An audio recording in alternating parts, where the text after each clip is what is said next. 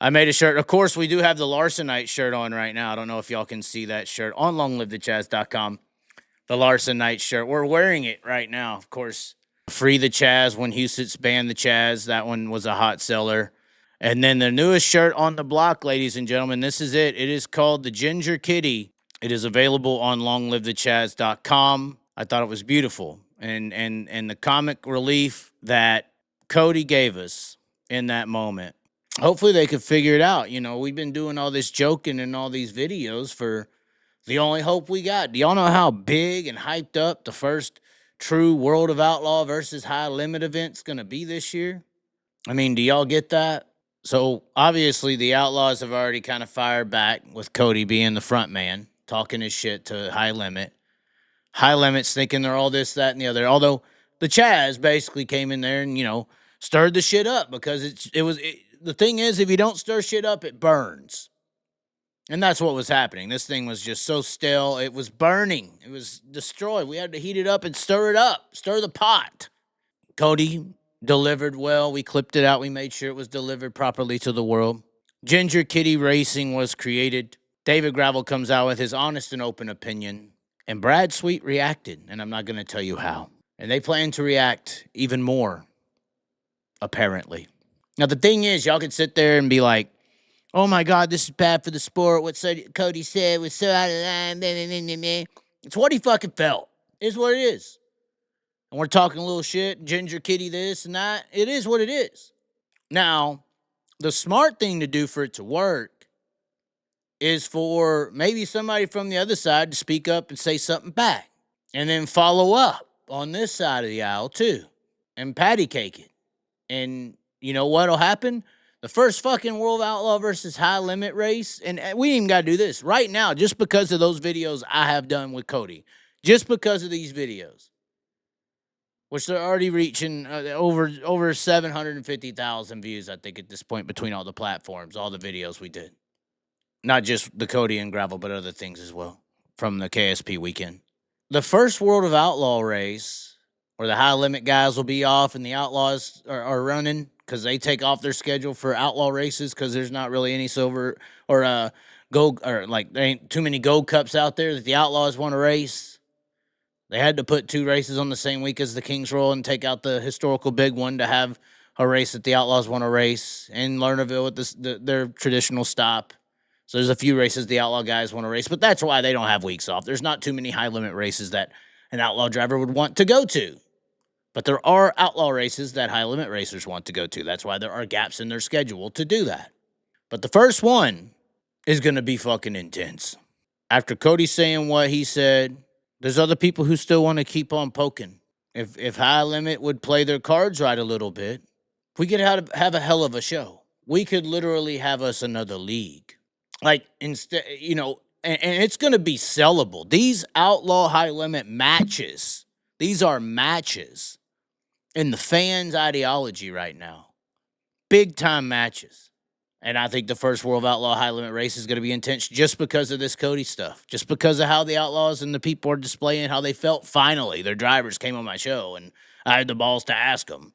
Finally, people are coming out and hearing thoughts from the World of Outlaws instead of just staying dormant. At least Brad Sweet has a pair of balls. But Brad Sweet can take a joke. He's a regular person. Y'all are just so above us in the suits. But regardless, if y'all could start playing along and embrace some of this, you could have some pretty premier fucking must-see events. Now, I know Flo's mad that those aren't on Flo. That's probably what Flo's more pissed off about, because these match races they probably know are very important. And just so happens the Outlaws have the Kings Royal and the Knoxville Nationals. Just so happens. And Huset's. For the money, we'll say. Huset's and National Open.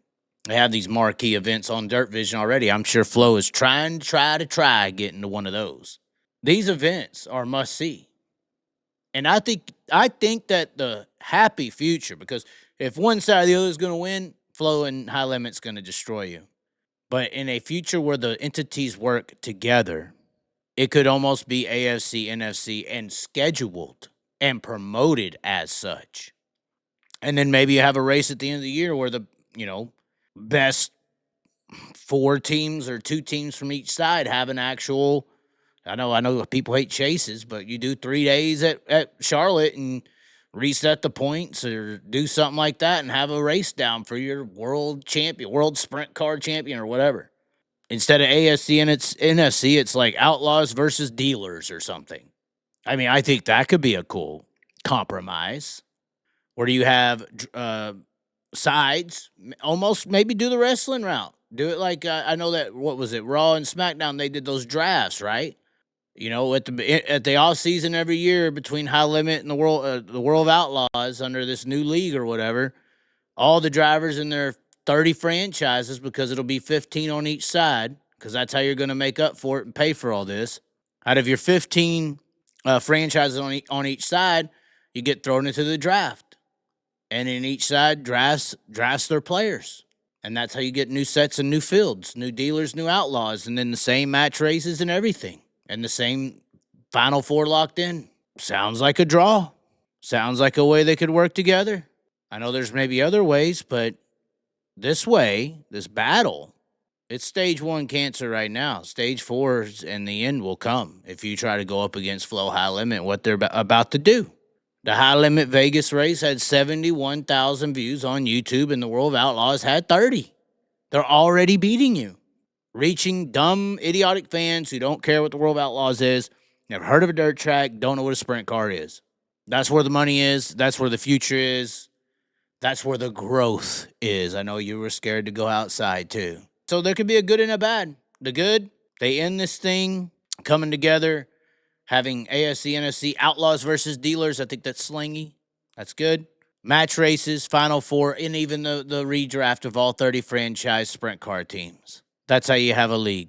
You go down the way you're going now, fighting. Outlaws die. High Limit continues with 15 teams. And the Outlaws will have 3 or 4 premier-ish teams that'll hang on just because they love them. Anyways, ladies and gentlemen, Deathridge Racing Opticians, if you enjoy them, this is what we're wearing.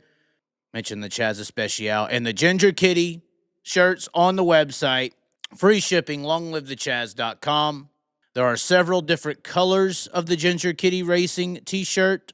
As you can see here, it is custom. 100%, it is large. This is a very large section of the shirt. We have white. The white one doesn't look bad. A military green, which I always enjoy the military green shirts. An antique heliconia, and that is a little bit of a heatherish look, but it's an antique look, and it's like a little purple pink. The stone blue, this is the stone blue color. I thought this looked awesome. I think it's because of the shades of blue on the shirt. A sapphire color, a little bit more of a blue that matches the design. Of course, the charcoal black, you can never go wrong with the charcoal. You don't want the black shirt because you don't want to look like you're wearing black stuff like an emo. You don't want the gray shirt because it's too light. You get that charcoal right in between. You can get a little dirty at the track and nobody knows. Purple, which purple just pops with everything. It really does. Light pink because somebody's going to like light pink. And then the red. Oh, my, oh, my.